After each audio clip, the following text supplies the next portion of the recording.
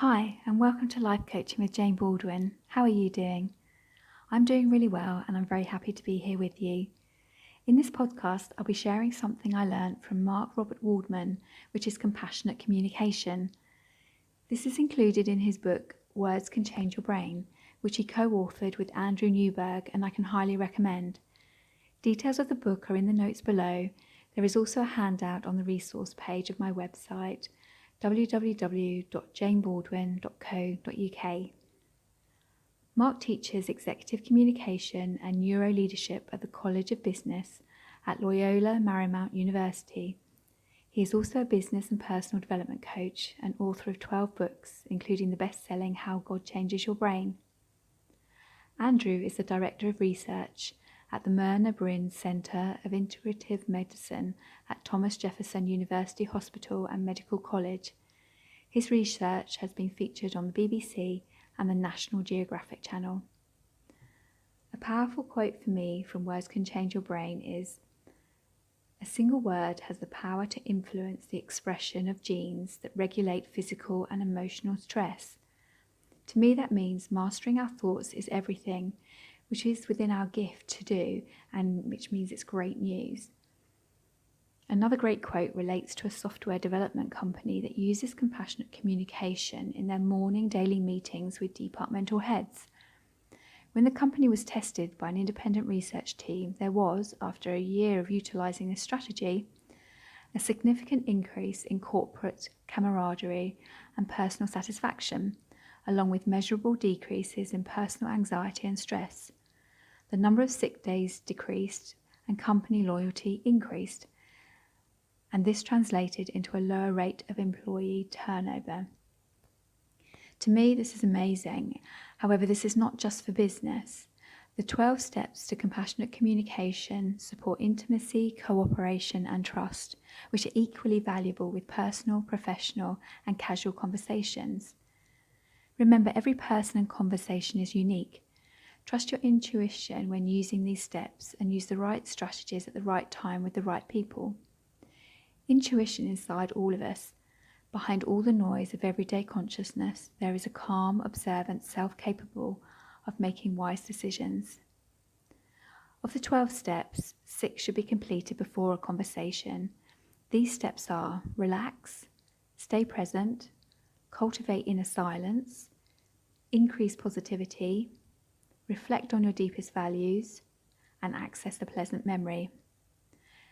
The next 6 happen during a conversation and are: observe non-verbal cues, express appreciation, speak warmly, speak slowly, speak briefly, and listen deeply. I'll go through each of the steps in a moment. Initially, they are best practiced every day in full. With repetition, it is possible to achieve each step quite quickly. So, step 1, relax. First, notice which parts of your body are tense. Assign a number on a scale of 1 to 10, with 10 being extremely tense, to signify your state of relaxation or stress. Write down the number on a sheet of paper. For the next 30 seconds, breathe in slowly to the count of 5 and exhale slowly to the count of 5. Repeat this 3 times. Now yawn a few times, even if you fake it, and notice if your level of relaxation has increased. Assign it a number between 1 and 10 and write it down. Now slowly stretch your body in any way that feels comfortable and pleasurable. See if you can immerse yourself completely in the sensation of each stretch. Begin with the muscles of your face, scrunching them up and then stretching them out. Next, move down to your shoulders and neck. Gently move your head from side to side and from front to back. Scrunch your shoulders to your ears and let them drop, pushing them down toward the floor. Next, tighten all of the muscles in your arms and legs. Hold them tight as you count to 10. Then relax them as you shake your hands and feet. Take a few more deep breaths and rest. Once more, assign a number to your state of relaxation and write it down, noticing how much you've improved. Step 2, stay present.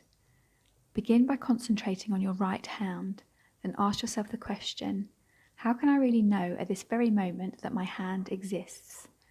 The more you think about this question whilst focusing on your hand, the more sensations you'll begin to feel. If you don't feel any difference after a minute or two, close your hand very slowly into a fist and hold it tight for 30 seconds. Then spend the next 30 seconds slowly opening it back up. Pay attention to every sensation in each finger and your palm. You'll notice that in this deep state of concentration, your mind has become silent, and although you may not realize it, your blood pressure will have dropped. Step 3. Cultivate inner silence. You'll need a bell that when rung will resonate for at least 15 to 30 seconds. Check out www.mindfulnessdc.org/bell. Ring the bell, and as the tone fades, you'll notice that you have to give more attention to your listening. Then, when the sound disappears, continue to listen deeply to the silence, which, as you will discover, is filled with a variety of subtle sounds. You might become aware of the sound of your breathing, which is an excellent sound to focus on. Ring the bell again and listen.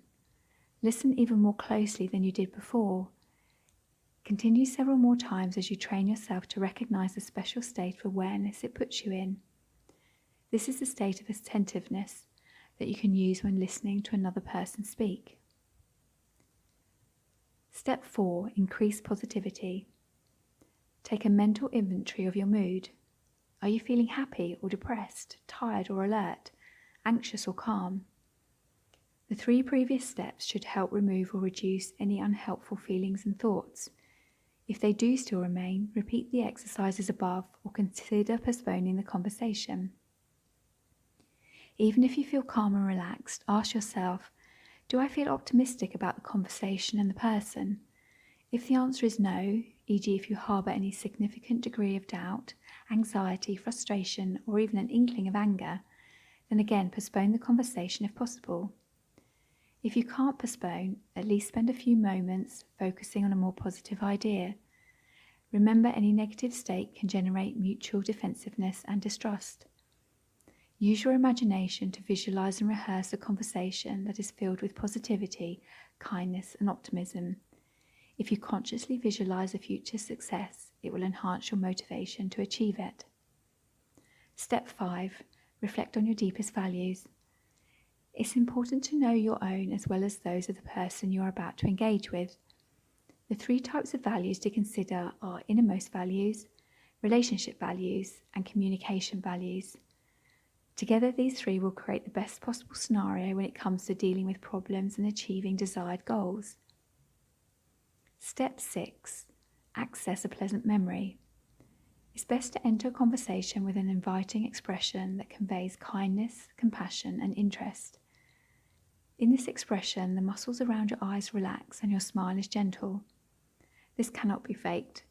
It can, however, be elicited by tapping into a pleasant memory, particularly one which involves people you deeply love and respect and fills you with pleasure and joy. Step 7. Observe non-verbal cues. Whilst maintaining the softness in your eyes, you can observe another person's non-verbal cues without being invasive. They will also enjoy making eye contact with you, which builds social connections. Observing facial cues is a skill in itself. Please see www.pauleckman.com for further details. Step 8. Express appreciation. The first words spoken set the tone of the entire conversation, and a single compliment may be all that's needed to enhance cooperation and trust.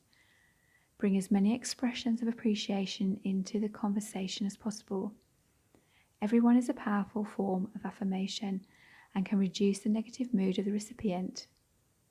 Also, make sure to end with a compliment that conveys a deep sense of appreciation for the other person and for the dialogue you've just had. It must be genuine though. Ask yourself the question, what do I really value about this person? Write everything down and then choose which one you respect the most. Keep it in mind as you talk and listen for an opportunity to share it. If it doesn't occur, consider sending the person a note after the conversation. Step 9. Speak warmly. Speaking warmly conveys compassion and sensitivity. This can be done by reducing your speaking rate and the pitch of your voice. Step 10. Speak slowly. Slow speech rates increase the listener's ability to comprehend what is being said.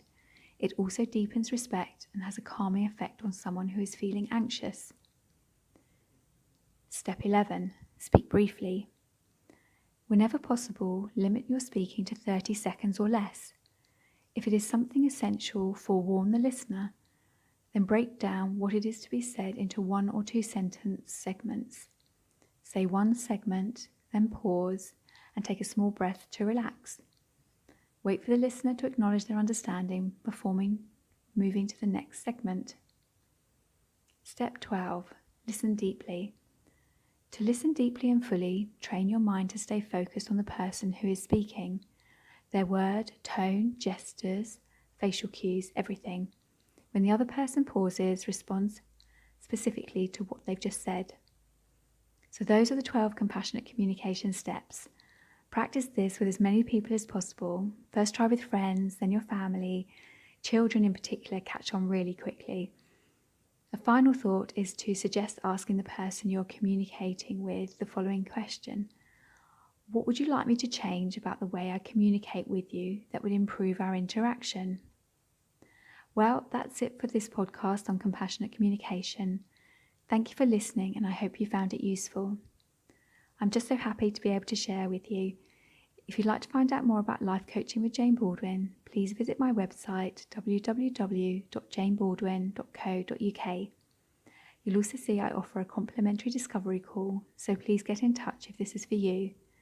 Warmest regards as always.